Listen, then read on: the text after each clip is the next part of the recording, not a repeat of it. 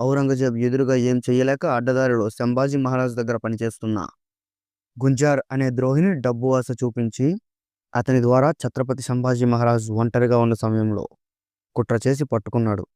అతనిపై తీవ్రమైన నిందలు మోపి ఇస్లాం మతంలోకి మారితే జీవితం లేదా మరణం అని లొంగ తీసుకోవడానికి ప్రయత్నించాడు. ఆ నీచుల ప్రలోభాలు ఛత్రపతి సంభాజీ మహారాజ్కి వారసత్వంగా వచ్చిన పౌరుషాన్ని ఏమాత్రం కదిపించలేకపోయాయి.